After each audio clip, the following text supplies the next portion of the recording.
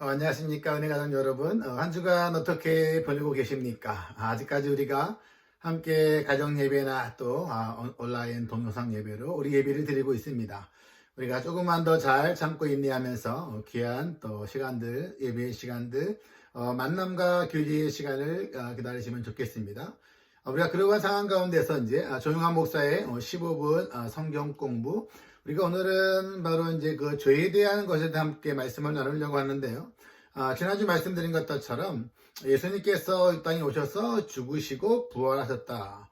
예수님께서 부활하신 것은 바로 죄의 문제가 해결됐다는 그러한 증거다. 그러니까 예수님께서 죄에 대해서 죄의 형벌로 죽으셨고 죽으신 다음에 형벌이 끝났다는 것을 증명하는 것이 바로 부활이다 말씀드렸습니다. 어떠한 사람이 죄를 져서 그 죄만큼 그가 감옥에 갔다면 그 감옥에서 나왔을 때의 죄로부터 자유케 되는 것처럼 예수님이 부활하신다는 것은 바로 우리가 죄로부터 자유케 되었다라는 그러한 사실이라고 말씀드렸습니다. 예수님이 부활하신 다음에 예수님은 40일 동안 이 땅에 계시다가 예수님은 다시 하늘로 올라가셨습니다. 결국 예수님께서 이 땅에 오신 목적이 뭐냐? 바로 인간에게 있었던 이러한 죄의 문제를 해결하시려고 예수님은 오셨다라는 거죠. 결국 예수님의 죽으심과 부활하심으로 죄로부터 자유케 된다. 그러한 은혜를 부어주시면서 예수님은 이 땅에 오신 목적은 바로 인간에게 있는 죄의 문제를 해결하기 위함이다. 예수님의 부활하심으로 죄로부터 자유롭게 되었기 때문에 예수님은 다시 하나님의 우편에 계신 하늘로 올라가셨다는 그러한 사실입니다. 그렇다면 우리가 뭘 생각해 봐야 되냐면, 그럼 과연 죄가 무엇인가? 죄가 무엇인가를 우리가 한번 생각해 봐야 합니다. 사람들이 이렇게 말하잖아요. 내가 거짓말하는 거, 내가 도둑질하는 거, 이게 바로 죄다라고 이야기하지만 그것이 맞긴 하지만 그것이 정확한 말은 아니거든요. 우리가 거짓말을 한다, 욕을 한다, 아니면 우리가 또 도둑질한다. 사실 그러한 것은 죄라고 말하기보다는 그것은 바로 죄의 결과와 죄의 열매라고 할 수 있습니다.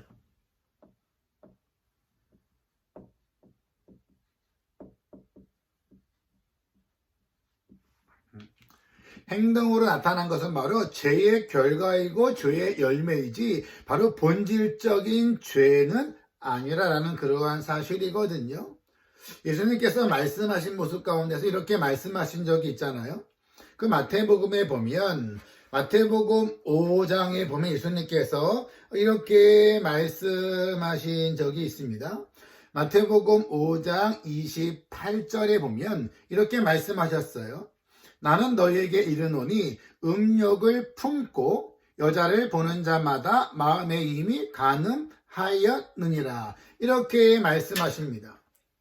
다른 사람 내가 행동으로 옮겼을 때의 간음이 아니라 내가 마음으로 이미 품은 마음, 그 음욕의 마음, 그것은 이미 바로 간음한 거다. 이미 죄를 진 거다. 이렇게 말씀하거든요. 행동으로 옮기지 않았어도 마음에 품고 있는 것이 바로 죄다. 이렇게 말씀하는 겁니다. 마음에 품고 있는 음욕, 이게 바로 죄라는 거죠. 그렇다면 왜 마음에 음욕을 품게 될까? 그것은 바로 내 안에 있는 자기 중심적인 그러한 자아, 이게 바로 죄의 근본이라는 겁니다. 행동으로 옮기는 것은 죄의 결과와 열매이고 내 마음에 품는 것은 죄의 감정이라면 내 마음에 욕심이 왜 생기는가? 내 마음 가운데서 자기의 이기적인 자아, 내가 이렇게 함으로 말면 내가 이렇게 좋아질 거야, 잘 될 거야 라는 그러한 마음에 자기의 중심적인 그 자아가 바로 죄의 근본이다, 원인이다, 본질이다라는 그러한 사실입니다. 우리가 아는 것처럼 바로 이 땅에가 제가 처음 들어온 것은 바로 아담과 하와가 하나님의 말씀을 어기고 선악과를 따먹은 것이거든요. 그렇다면 선악과를 따먹은 것이 바로 죄가 아니라 선악과를 따먹은 것은 죄의 결과지요. 그러면 죄의 결과를 가기 전에 그들의 마음에서는 어떠한 마음이 드냐면 내가 저거 따먹으면 내가 좋아지겠다. 보기에 좋아 보였거든요. 탐스러워 보였거든요. 이미 마음 가운데서 그러한 감정이 있다는 겁니다. 하지만 그러한 감정이 일어난 이유가 뭐냐? 성경은 이렇게 말씀하고 있지요. 창세기 말씀에 보면은 아담과 하와가 결국은 죄의 결과 선악과를 따먹은 이유와 원인을 이렇게 말씀합니다. 창세기 3장 5절에 보면 이게 바로 뱀이 사탄이 바로 여자에게 사람에게 하는 말인데 이렇게 말씀하죠. 너희가 그것은 선악과죠. 너희가 그것을 먹는 날에는 너희 눈이 밝아져 하나님과 같이 되어 선악을 알 줄 하나님이 아심이니라. 결국 아담과 하와가 선악과를 따먹은 이유는 뭐냐? 그들의 마음 가운데서 내가 선악과를 따먹음으로 말미암아 하나님과 같이 내가 되고 싶은 자기의 마음. 하나님은 창조주이시고 아담과 하와는 원래 그들은 피조물이잖아요. 그런데 피조물인 그러한 존재가 내가 하나님처럼 되고 싶다. 내가 정말 하나님처럼 내가 위대해지고 싶다. 내가 뛰어나고 싶다. 내가 하나님처럼 내가 그러한 존재가 되고 싶은 자기의 자아. 이렇게 자기 중심적인 자아, 그 죄가 있기 때문에 결국은 아담과 하와가 그 마음에서 선악과를 따먹는 죄의 결과가 왔다라는 거지요. 결국 아담과 하와 마음속에 있는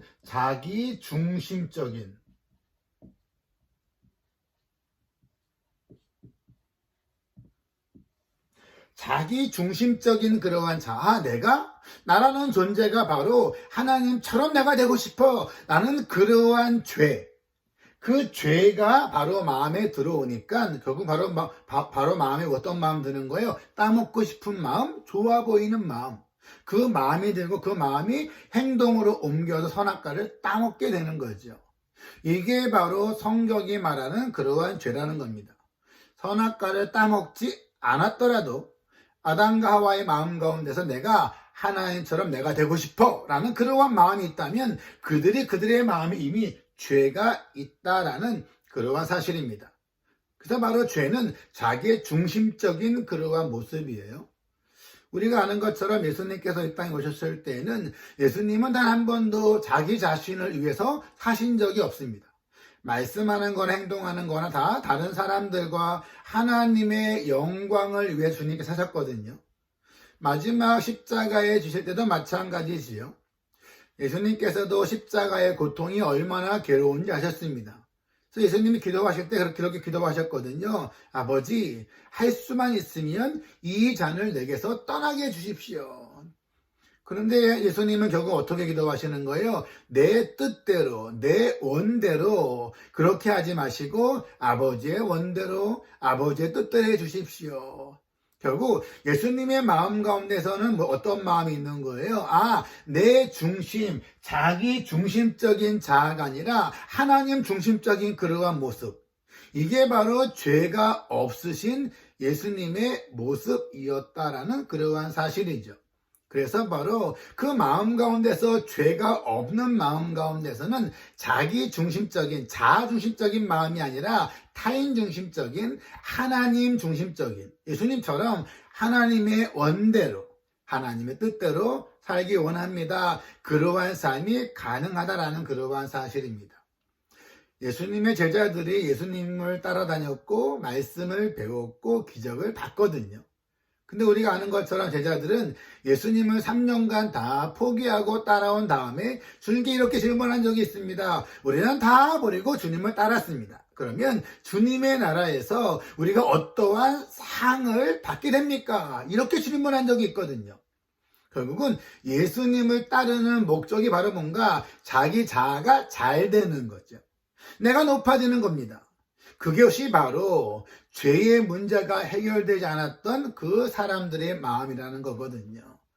하지만 그러했던 제자들이 예수님의 부활을 경험하고 부활하신 주님을 만나고 그들이 바로 이 예수님의 부활의 신앙을 소유하자 그들의 마음 가운데서 있었던 죄가 사라지는 거예요. 예수님의 부활을 믿었을 때에 그들 안에 있었던 죄로부터 자유함이 되니까는 그 이후에 제자들은 어떻게 됩니까? 그 이후에 제자들은 죄로부터 자유롭게 되었기 때문에 바로 예수의 부활을 믿는 그 신앙의 마음 가운데서 성령이 임하시는 거예요. 왜냐하면 그들의 마음 가운데서 죄의 문제가 해결되었기 때문입니다. 또한 성령이 임하는 것뿐만 아니라 그들은 새로운 사람이 되어져서 제자들은 그 이후로는 자기를 위해 살아가는 것이 아니라 오직 하나님의 영광을 위해 살아가는 그러한 삶이 가능하거든요.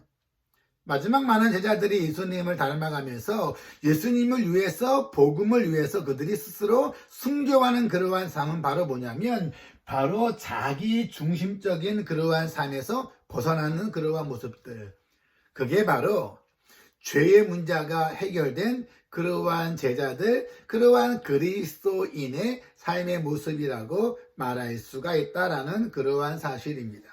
그래서 우리로 하여금 우리 인간 안에 있는 죄의 문제가 해결되어지는 것, 예수 그리스도가 하나님의 말씀에 순종하는 삶을 사셨고 마지막 죽음까지도 예수님은 자기 자신을 위해서가 아니라 하나님의 말씀에 순종한 삶을 살았던 그러한 모습 가운데 죽으시고 그분이 부활하셨습니다. 내가 그로 말미암아 나의 죄가 해결된 것입니다. 그 부활신앙을 내가 믿고 영접한 사람들은 죄로부터의 바로 자유함을 경험하는 거지요. 그때부터 우리들은 바로 내가 나의 자기 중심적인 그러한 삶이 아니라 하나님의 말씀에 순종하고 싶은 마음, 하나님의 뜻대로 살고자 하는 그러한 마음이 바로 생겨난다라는 그러한 모습입니다.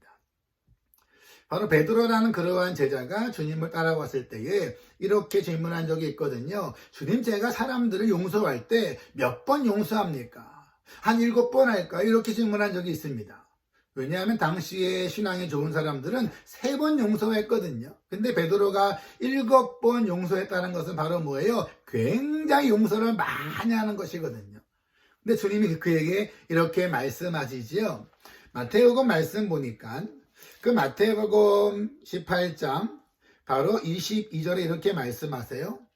예수께서 이르시되 내가 이르노니 7번뿐 아니라 7번을 70번까지라도 할지니라. 이렇게 말씀하시는 겁니다. 쉽게 말해 이렇게 말씀하지요. 횟수가 중요한 건 아니다. 7번이 70번, 77에 49, 490번 용서해라. 그러한 말씀이 아니잖아요. 무한히 용서해라라는 그러한 말씀입니다. 무한히 용서해 주는 것과 베드로가 7번 용서한다는 것의 차이가 어디 있을까요? 많은 사람들이 3번만 용서해도 대단한 사람이라고 이야기하고 믿음이 좋은 사람이라고 이야기합니다. 그런데 만약에 베드로가 7번 용서해 보세요. 어떠한 마음이 들까요?